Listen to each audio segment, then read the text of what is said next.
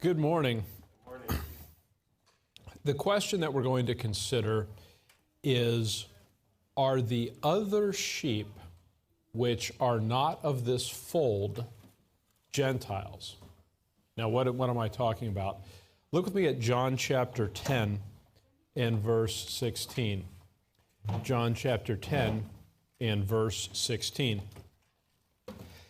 And other sheep I have, which are not of this fold, them also I must bring, and they shall hear my voice, and there shall be one fold and one shepherd. So John 10 is obviously during the Lord's earthly ministry. He says, other sheep I have, which are not of this fold. Now, the way that verse is often interpreted is it's interpreted that it's the other sheep are Gentiles. Now, if you make the other sheep Gentiles, that creates some interesting issues. Of course, we know the reality is that during the Lord's earthly ministry, he goes only to Gentiles, and we'll look at verses that say that. But this verse, John 10, seems to say there's other sheep not of this fold. That's what it says. People understand that to be Gentiles. Well, how do you reconcile that with the verses that are pretty clear that the Lord did not go to Gentiles? So let me give you an overview of the 3 points I want to cover this morning. 1, the ministry of the 12 was limited to Israel and did not include Gentiles. 2, the verses in the Gospels about showing light or judgment to the Gentiles refers to the millennium. 3, the Lord's sheep that are not of this fold refers to the Jews scattered among the nations. So let's go to point number 1. The ministry of the 12 was limited to Israel and did not include Gentiles. Get Matthew chapter 10, verse 5.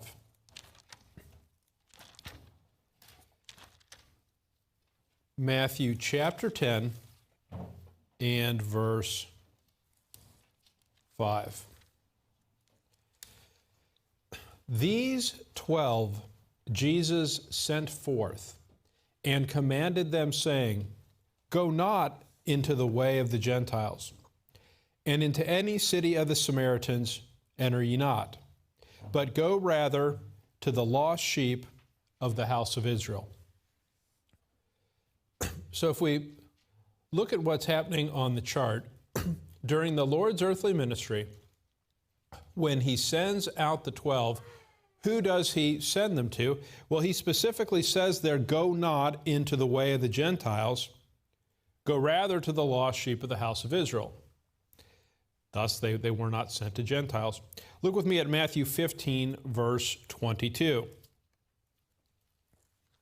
Matthew 15 and verse 22. And behold, a woman of Canaan came out of the same coast and cried unto him, saying, Have mercy on me, O Lord, thou son of David. My daughter is grievously vexed with the devil. But he answered her not a word. And his disciples came and besought him, saying, Send her away, for she crieth after us. Now, if you'll notice in verse 22, when the woman of Canaan approaches the Lord, she understands who he is. She refers to him as, O Lord, thou son of David. His response to her is what exactly? He doesn't even answer her. He ignores her. And then the disciples came and say, hey, she's bothering us. Would you make her go away?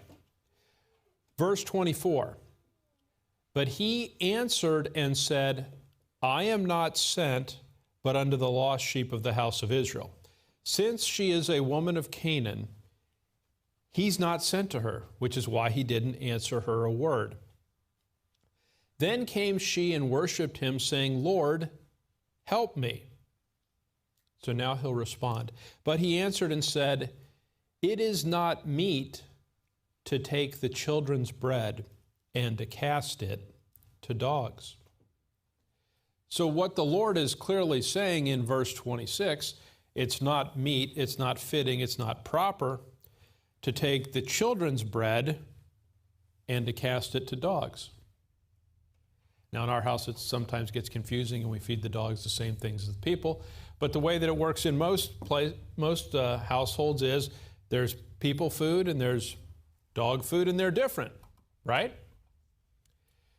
What he is saying here is he was sent only to the lost sheep of the house of Israel, and it was wrong for him to take the blessings that were intended for Israel and give them to a Gentile. That's what he's saying. Verse 27, and she said, "Truth, Lord." She acknowledges the truth of what he says in verse 26. "Yet the dogs eat of the crumbs which fall from their master's table." Then Jesus answered and said unto her, "O woman, great is thy faith. Be it unto thee even as thou wilt." And her daughter was made whole from that very hour. Get with me Ephesians chapter 2. Ephesians chapter 2. And let's look at verse 11. Ephesians chapter 2, verse 11. Now, if you look at the chart, you can see that it's divided into three different periods of time. Time past, but now ages to come. Past, present, future. What we're going to look at in Ephesians 2, verses 11 and 12, is a description of time past, how things worked in time past. Ephesians 2, verse 11, "Wherefore remember that ye being in time past, Gentiles in the flesh, who are called uncircumcision by that which is called the circumcision in the flesh made by hands, that at that time ye were without Christ, being aliens from the commonwealth of Israel, and strangers from the covenants of promise, having no hope, and without God in the world." Here's what Ephesians 2, 11 and 12 is saying. In time past, the way that things used to work, Gentiles were aliens from the commonwealth of Israel. So who did God make his covenant with in time past? Israel. So Gentiles, by definition, were aliens from the commonwealth of Israel. They weren't part of Israel. Because they were aliens from the commonwealth of Israel, they were strangers from the covenants of promise. Who did God make the covenants of promise with? Israel. So if you were an alien from the commonwealth of Israel, what part did you have in the covenants of promise? None. No interest whatsoever. The verse then says, having no hope, because who had hope? Israel, God's chosen people, having no hope and without God in the world. So what is the state of Gentiles in time past? Not so good. Well, was that unfair of God? Was God unjust in doing things that way? Let me ask you a different question. So let's say you are in time past, and let's say that you are a Gentile. What should you then do? You can become a Jew, and Esther 8:17 specifically says that. So when Ephesians 2:11 and 12 describes a Gentile as without hope, it's a Gentile that chooses to remain a Gentile because in time past he always had the ability, the option to become a Jew. So what have we seen so far? During the Lord's earthly ministry, his ministry and the ministry of the 12 was limited to Israel and did not include Gentiles. Point number 2. The verses in the Gospels about showing light or judgment to the Gentiles refers to the millennium. Get Matthew 12:15. What I'm going to show you in the next couple verses is we just went through some verses that made it pretty clear that the Lord's ministry and the 12's ministry was limited to Israel. I'm going to show you some verses that people read and they say, well, wait a minute. That their ministry wasn't limited to Israel. Their ministry also included Gentiles. Look with me at Matthew 12, verse 15. But when Jesus knew it, he withdrew himself from thence, and great multitudes followed him, and he healed them all, and charged them that they should not make him known, that it might be fulfilled which was spoken by Isaiah the prophet, saying. So this is obviously something spoken by Isaiah the prophet. That's Isaiah. Verse 18, Behold my servant, whom I have chosen, my beloved, in whom my soul is well pleased. I will put my spirit upon him. Now notice this part. And he shall show judgment to the Gentiles. Well, wait a minute. Didn't we just look at several verses where the Lord said, I am not sent but unto the lost sheep of the house of Israel, where he says to the 12, go not into the way of the Gentiles? So is Matthew 12, 18, is it a contradiction? Is it an error? Is it a mistake? What is it? Well, let's keep reading. Verse 19. Now, just before we go any further, verse 17, notice what it says here. That it might be fulfilled which was spoken by Isaiah the prophet. So that's a big clue, isn't it? It's telling us that what we're reading here is something that occurred during the Old Testament. So we're going to need to search that out. Verse 19, He shall not strive, nor cry, neither shall any man hear his voice in the streets. A bruised reed shall he not break, and smoking flax shall he not quench, till he send forth judgment unto victory. Verse 21, and in his name shall the Gentiles trust. So when you read this passage, it sure seems like the Lord is showing judgment to the Gentiles and that they will trust in him. So what should we do to understand this? I already gave you a clue. What is it? Well, we're going to need to look at Isaiah, aren't we? Because it's a quotation out of Isaiah. So get with me, Isaiah chapter 11, verse 9.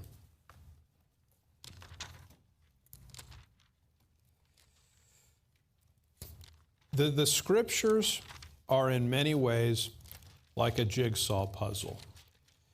And what happens is you need to fit the different pieces together.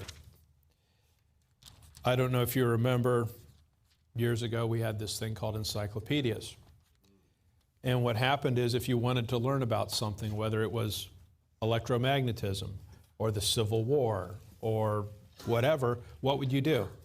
You would pick up the volume and there would be an article that would contain everything on that subject in one place. It was extremely convenient.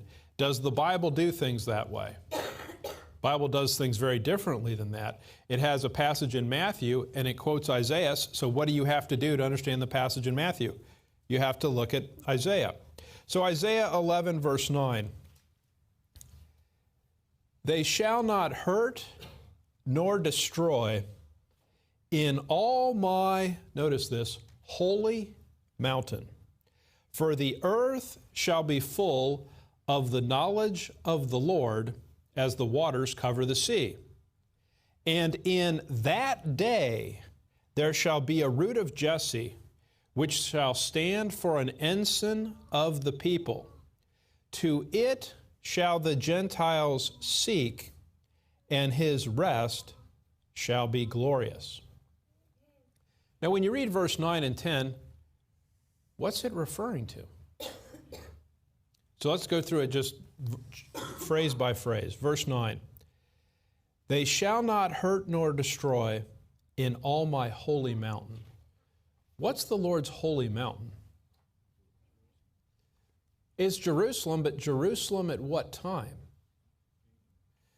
Well, if we think about the chart, it's going to be over here during the 1,000-year millennium. Let's keep reading here. For the earth shall be full of the knowledge of the Lord. Was that true during the Lord's earthly ministry? It wasn't true during the Lord's earthly ministry. Now, it will be true in the millennium. Now, notice verse 10. And in that day, doesn't that tell you it's a very specific time reference when it occurs? There shall be a root of Jesse. Who's the root of Jesse? It's Jesus Christ, which shall stand for an ensign of the people. To it shall the Gentiles seek. The Gentiles seek the Lord during the millennium. And then notice this, his rest shall be glorious. The millennium is often described as a time of rest. Let me show you one reason for that. What is the rough period of time from Adam to the cross? It's roughly 4,000 years. And what is the time duration of the dispensation of grace? Well, so far it's roughly 2,000 years. So if you have 4,000 plus 2,000, what does that equal? 6,000, right? Now 2 Peter says, a day with the Lord is as what? 1,000 years. How many days are there in a week? I know some of you were thinking you weren't aware there was going to be math this morning. So there's 7 days in a week, and what happens on the seventh day? It's a day of rest, right? The Sabbath. So if you think about the timeline of history, it seems reasonable from creation to the cross, early Acts, same thing, is 4,000 years. The dispensation of grace is 2,000 years. That's 6,000 years. And then the next 1,000-year period of time is the millennium, and it's often described as a time of rest.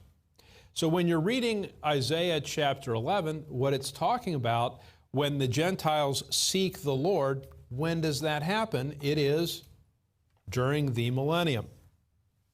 Get Luke chapter 2, verse 32. Luke chapter 2, verse 32. What people often do in Bible study is when they come across a verse that is contrary to their doctrine that they have, there are a couple of options. One is to ignore it.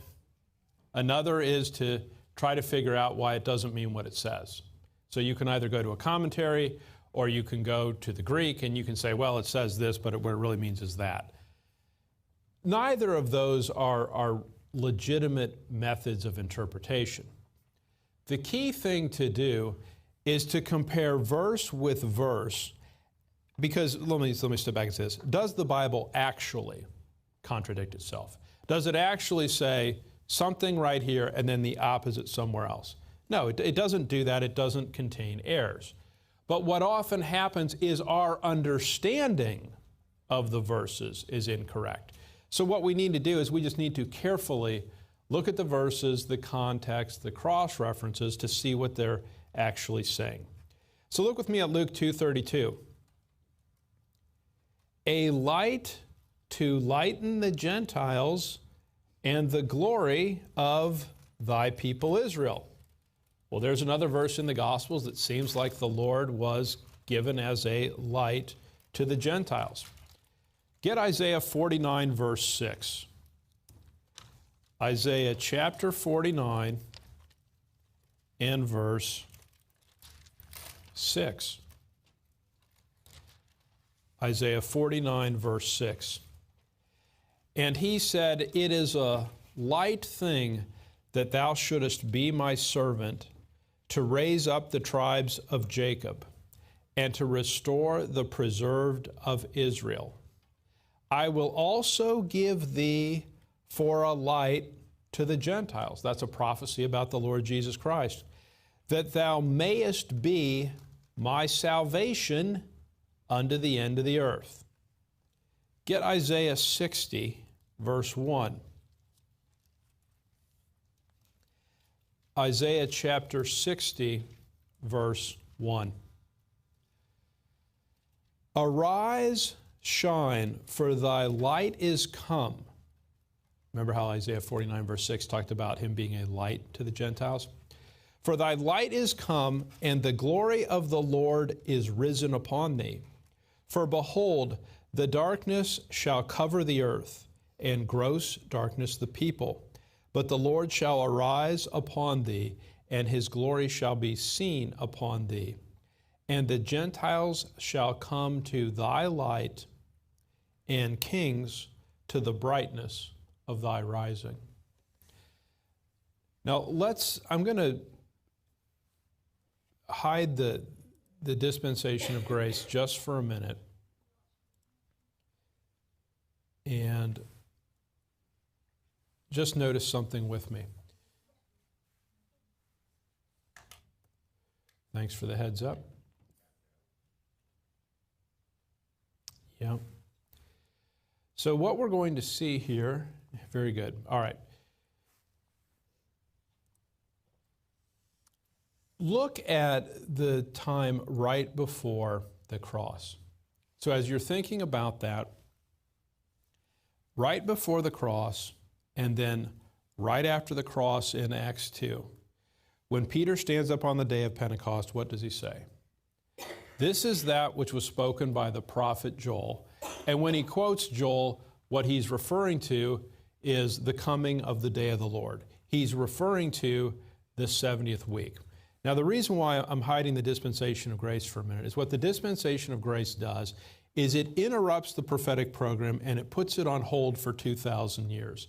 Well, if you want to understand what's going on in the Gospels, you have to recognize that what's really going on at that time is folks should know and understand, and the Lord teaches and Peter teaches, what's about to happen real soon.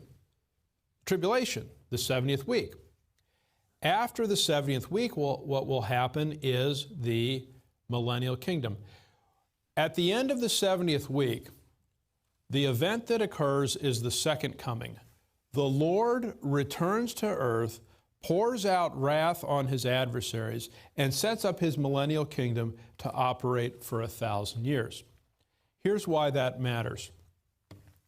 The verses that we're looking at in terms of a light to lighten the Gentiles, what prophecy is talking about, when it talks about the kings shall come to the brightness of thy rising, is Israel becomes the light to the earth that they were always intended to be during the millennium. And the Gentiles come to the brightness of thy rising. But when you think about this time period right in here between the cross and the 70th week, is Israel a beacon of light to the earth? They're not a beacon of light to the earth. What happens during that time? Jeremiah 30, verse 7 calls it a time of Jacob's trouble. What does most of Israel do during that time? They end up worshiping the beast. Isn't that what happens? Does the vast majority of Israel during the 70th week, are they in belief or are they in unbelief? They're in unbelief. In Luke 12:32, do you remember when the Lord refers to the large flock? He doesn't call them the large flock. What does he call them? The little flock. Why are they the little flock? They're the little flock because most of Israel is in unbelief. So one more thing and we're going to move on. What God always designed is he designed for the entire earth to be blessed through Israel as a channel of blessing. So for example, when you think about Genesis 12, when you think about the promise given to Abraham, what God says to him is, in thee shall all families of the earth be blessed. That was going to be through Israel operating in belief, being a light to the world. What happens during the dispensation of grace is that Gentiles are blessed not through the rise of Israel, but the what? The fall. What happens during the book of Acts? Well, you can read in Romans 11 about the fall and diminishing of Israel. And what happens today, this is a mystery, it's not revealed in the Old Testament, is through the fall of Israel, the diminishing of Israel, Gentiles now have direct access to God that they did not have in time past. They didn't have that in time past, which is why Ephesians 2, verses 11 and 12 said Gentiles were without hope. Point number 3. The Lord's sheep that are not of this fold, in John 10:16, refers to the Jews scattered among the nations. Get with me Ezekiel 12, verse 15. I'm going to show you several verses that prove that during the Old Testament, one of the punishments visited upon Israel for their disobedience was that they were to be scattered among the nations. So if you recall, God brings Israel out of Egypt with Moses, and he brings them into the Promised Land. The Promised Land, of course, was promised for them, and God wanted them to reside there. But did Israel always do what they were supposed to? No, they didn't. Well, look with me at Ezekiel 12, verse 15. Ezekiel 12, verse 15. And they shall know that I am the Lord when I shall scatter them among the nations and disperse them in the countries. Get with me Ezekiel 22, verse 15. Ezekiel 22 and verse 15. And I will scatter thee among the heathen. In other words, he's going to scatter Israel among the Gentile nations and disperse thee in the countries. Notice what it then says. And will consume thy filthiness out of thee. Get Ezekiel 36:19. Ezekiel chapter 36, verse 19. And I scattered them among the heathen, and they were dispersed through the countries, according to their way and according to their doings, I judged them. You see what's going on in those verses? God promised that he was going to scatter Israel. He was going to scatter them among the heathen, among the nations. And what was the reason he was going to do that? He was going to consume their filthiness. He was going to judge them. And what happens simply is this. When Israel was in the land, they were in rebellion. They were involved in idolatry. And God had warned them in advance, if you do these things, I'm going to impose upon you a series of judgments. And one of those judgments was, you're going to lose the land. What I'm going to do is I'm going to scatter you among the nations. Let me step back and put it this way. So when Israel's in the land, think about this.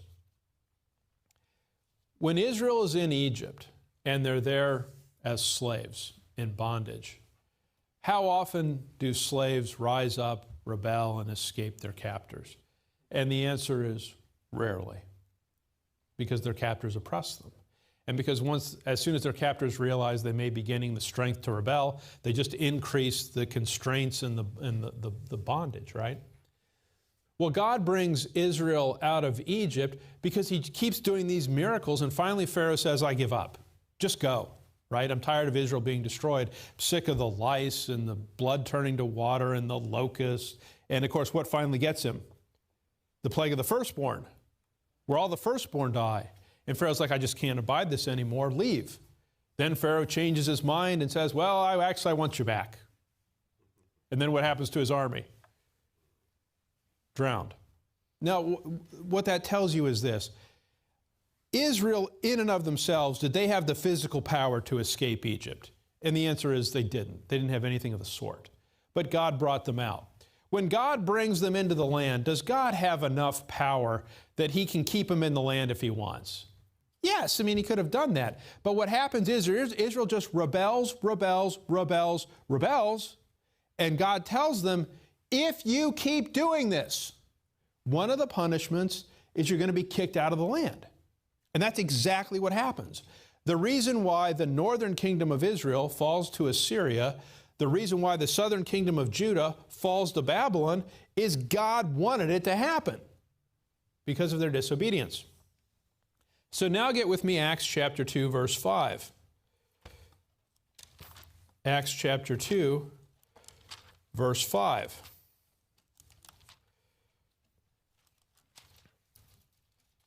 Acts chapter 2 and verse 5.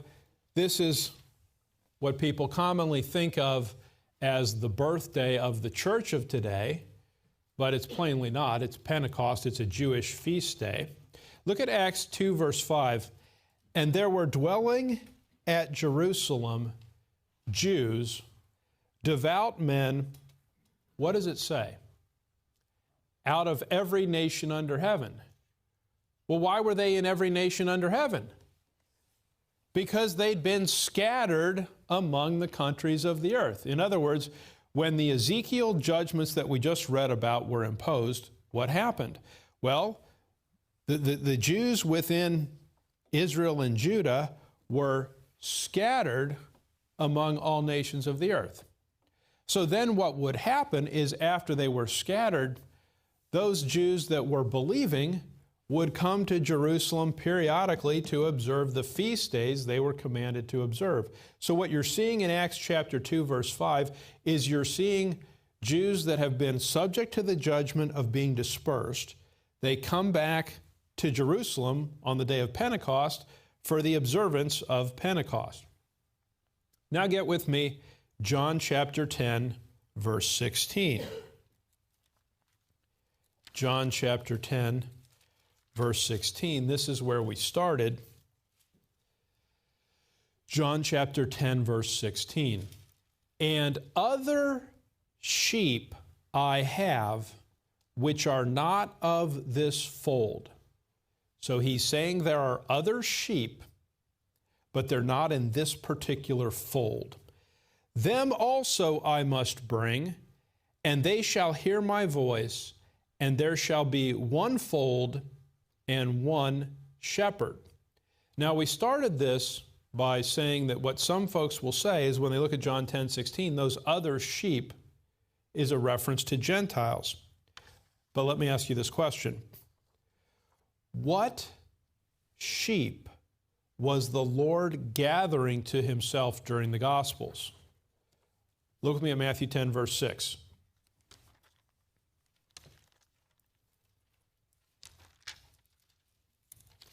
Matthew chapter 10,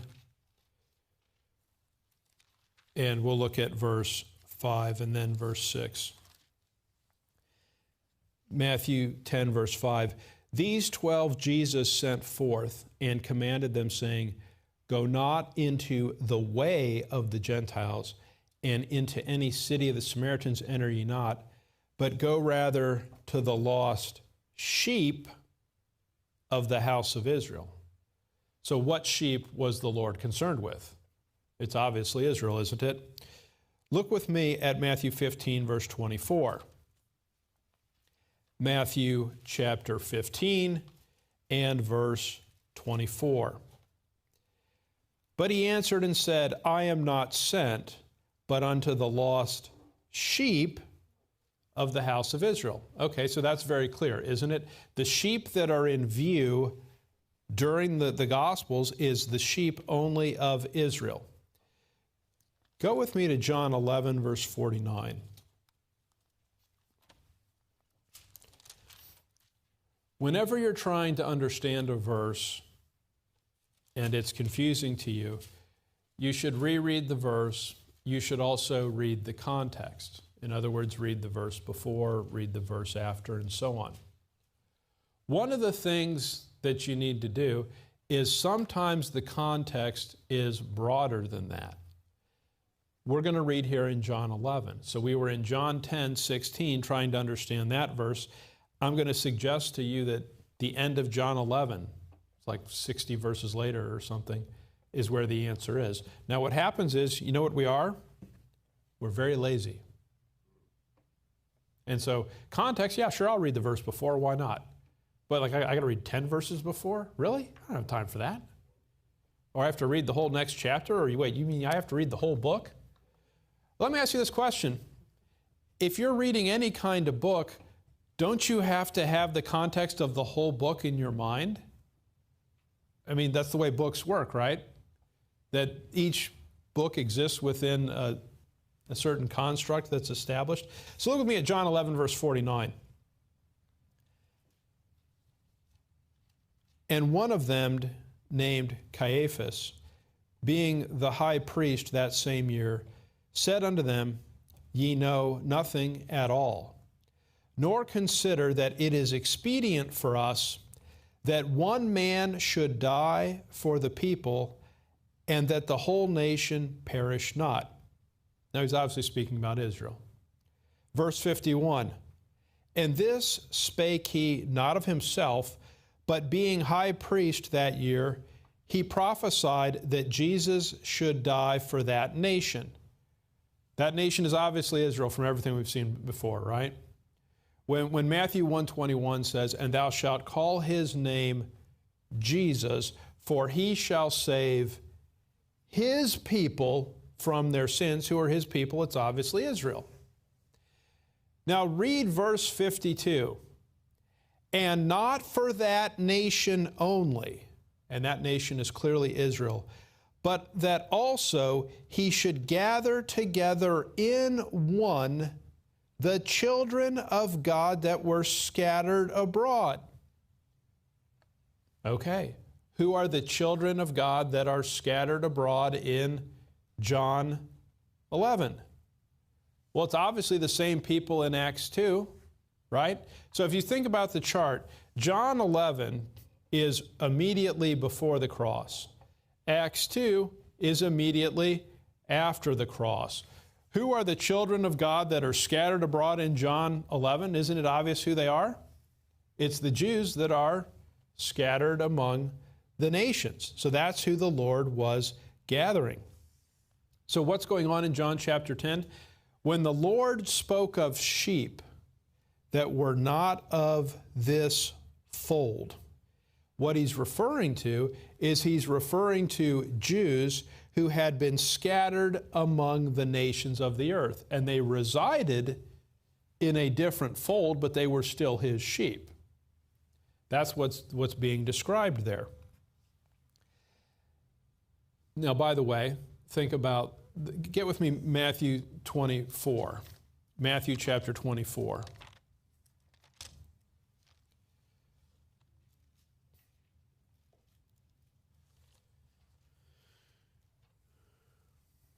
Matthew 24, verse 14. Matthew 24, 14. And this gospel of the kingdom shall be preached in all the world. Well, didn't the Lord earlier indicate that he wasn't sent to Gentiles? Why is this gospel of the kingdom being preached in all the world? In all the world for a witness unto all nations, and then shall the end come. Hopefully you see what's going on there. When Israel was going to go out to the nations of the world to fulfill Matthew 24, who precisely are they going to? They're going to the children of God, the Jews that are where? That are scattered among the nations. So when John 10 talks about, I have other sheep which are not of this fold, it's referring to the diaspora. It's referring to the Jews that have been scattered among the nations of the earth. So let's tie this up and we'll conclude. What have we seen? The ministry of the 12 was limited to Israel and did not include Gentiles. The Lord was specific in his instructions. We saw the verses in the Gospels, we studied them, where it talks about showing light or judgment to the Gentiles. When is that going to happen? That's going to happen during the millennium. That's what the cross references in Isaiah taught us. The Lord's sheep that are not of this fold is not a reference to Gentiles, it's a reference to Jews that were scattered abroad. Get with me, Acts chapter 10. We'll look at one more verse and we'll quit. One of the things that happens today is there is an attack upon Paul's unique apostleship. And Paul clearly was the apostle of the Gentiles, Romans 11:13. And when you look at the verses in the Gospels that talk about being a light unto the Gentiles and so on, it's not proper to understand those verses as the 12 going and preaching their gospel unto the Gentiles. And I'll just give you one final verse to prove that. So Acts chapter 10, it's obviously well after the Gospels, it's after the cross, it's after the resurrection, it's after the ascension, it's after all of that, it's all the way in Acts chapter 10. Now look at Acts chapter 10, verse 28. This is Peter speaking. And he said unto them, Ye know how that it is an unlawful thing for a man that is a Jew to keep company or come unto one of another nation. Peter says that in Acts chapter 10. So during the Gospels, during the early part of the book of Acts, were Peter and the 12 going to Gentiles?